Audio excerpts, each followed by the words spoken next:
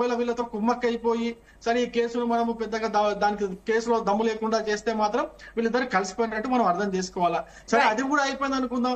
దాని తర్వాత ఈ తెలంగాణ ప్రజల యొక్క సొత్తు 1,00,000 కోట్ల రూపాయలు ఖర్చు పెట్టి ఈ యొక్క కాళేశ్వరం ప్రాజెక్టు కట్టిన తర్వాత ఇది నిజంగానే మనకు ఉపయోగంలోకి తీసుకొచ్చే విధంగా ఏ విధంగా చేయాలనేది కొంచెం కూడా ఒక విజన్ లేదు కాంగ్రెస్ పార్టీకి. ఒక విజన్ లేదు, ఒక ఒక ఒక ఒక దాన్ని ఏ విధంగా ముందుకు తీసుకెళ్లాలనేది అసలు ఒక ఆలోచన లేదు, ఏం లేదు. తెలంగాణ ప్రజలు వీళ్ళు మోసం చేయడానికే ఉన్నారు, డైవర్ట్ కోసం వాడుతున్నారు. వాళ్ళు చేయలేని, వాళ్ళు ఇచ్చిన హామీలని అమలు చేయలేని పరిస్థితుల్లో కాళేశ్వరం అనే ఒక ప్రాజెక్టును ప్రజల దృష్టిని మళ్లించడానికి వాడుకుంటున్నారు. ప్రజల దృష్టిని మళ్లించి వాళ్ళు చేయాల్సిన పనులు, వాళ్ళు అమలు చేయాల్సినటువంటి హామీల్ని అమలు చేయకుండా ప్రజల్ని దృష్టి మళ్లించి మోసం చేసే పని చేస్తున్నారు.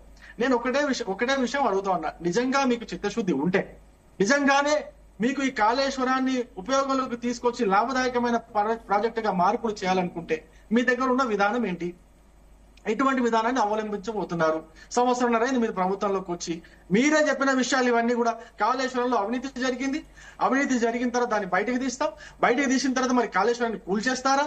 కాళేశ్వరానికి ఇంకేమైనా మార్పులు చేసి మనకు లాభదాయకమైన ప్రాజెక్ట్ ఏమైనా మార్పులు చేస్తారా? మీ విధానం ఏంటి? సంవత్సరంన్నర నుంచి ఇప్పటి వరకు కూడా మీ విధానాన్ని మీరు ప్రకటించలేదు. కేవలం దృష్టి మళ్లించడానికే, కేవలం ప్రజల దృష్టిని మళ్లించడానికే కేసులు అని చెప్పేసి విచారణ కమిషన్, అరే 4 కమిషన్ రిపోర్ట్లు ఉన్నాయని ఇప్పటికైనా ఒక కంక్లూజన్ కి రండి, ఒక కంక్లూజన్ కి వచ్చేయండి. దీన్ని ఈ విధంగా చేద్దాం, దీన్ని ఈ విధంగా చేస్తే మనకు ప్రాఫిట్ వస్తుంది, మనకు వైబుల్ అవుతుంది. రూపాయి ఖర్చు చేస్తే రూపాయిన్నర మనకు లాభం వస్తుంది, ఒక 10 ఏళ్ల తర్వాత మనకు 2 రూపాయలు లాభం వస్తుంది.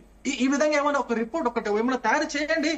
తయారు చేయకుండానే కేవలం అలా చేయకపోతే ఏమనుకుంటారంటే, అలా చేయకపోతే ప్రజలుగా ఎవరైనా ఏమనుకుంటారంటే సింపుల్ గా దీన్ని వాళ్ళు దృష్టిని మళ్లించడానికి వాడుతున్నారు అనేది చాలా స్పష్టంగా ప్రజలందరికీ. ఇంకొక విషయం చెప్తా, కేసీఆర్ గారు మరి విచారణకు హాజరు అవుతారా లేదా? ఖచ్చితంగా హాజరు అవ్వాల్సిందే.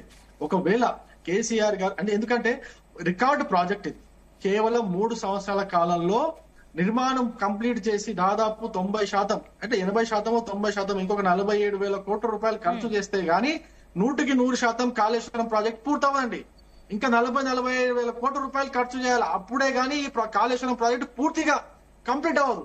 మరి ఇప్పటి వరకు చేసినటువంటి ఖర్చు ఏ విధంగా సమర్థించుకుంటారు? అసలు ఏ విధంగా ఈ యొక్క ప్రాజెక్ట్ లాభదాయకమైంది అనేది కేసీఆర్ గారు విచారణ కమిషన్ ముందు హాజరై చెబితే తెలంగాణ ప్రజలకు కూడా ఒక నమ్మకం ఏర్పడుతుంది. కాంగ్రెస్ పార్టీని కూడా మనం బయట పెట్టేట్టుంటది. దాని తర్వాత కాంగ్రెస్ పార్టీ 47,000 కోట్ల రూపాయలు ఖర్చు చేసి దాంట్లో ఏమైనా మార్పులు చేసి దాన్ని లాభదాయకమైన ప్రాజెక్ట్ గా చేస్తుందా? సరే, ఇది ఎందుకంటే ఇంకో విషయం చెప్తున్నానండి, కాంగ్రెస్ పార్టీ ఇంటి ప్రాజెక్టో, బీఆర్ఎస్ పార్టీ ఇంటి ప్రాజెక్టో, లేకపోతే కేసీఆర్ సొంత ప్రాజెక్టో, రేవంత్ రెడ్డి సొంత ప్రాజెక్టో కాదు. ఇది తెలంగాణ ప్రజల ప్రాజెక్టు.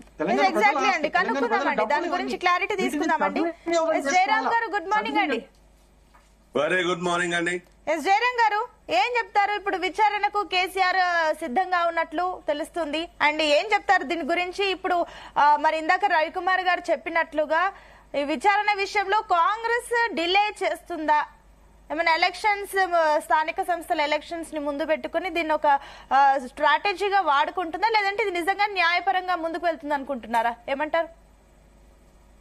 మీకు ప్యానెల్లో ఉన్న మిత్రులకు, జీనియస్ ప్రేక్షకులకు హృదయపూర్వక నమస్కారాలండి. సునీత, మనము 2 విషయాలను గమనించాలి.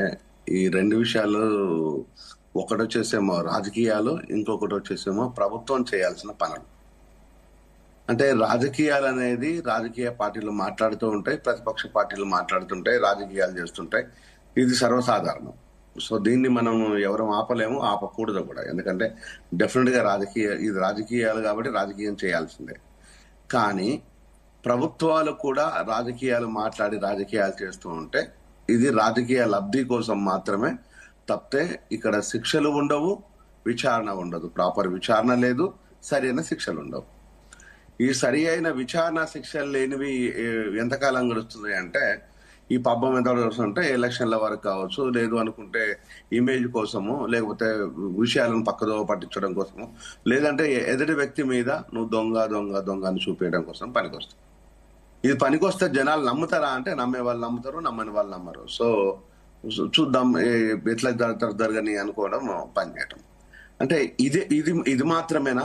ఈరోజు ఒకవేళ కనుక మీరు చెప్పే ప్రాజెక్టులు నీతివంతమే అయితే, నిజంగా ప్రాజెక్టులో అవినీతి అనేది ఇప్పుడు మాత్రమే జరిగితే అంటే గత ప్రభుత్వంలో బీఆర్ఎస్ ప్రభుత్వంలోనే మాత్రమే జరిగిందా లేకపోతే ఇంతకుముందు జరిగిందా అనే దాన్ని ఒకసారి మనం పరిశీలిద్దాం. ప్రాజెక్ట్స్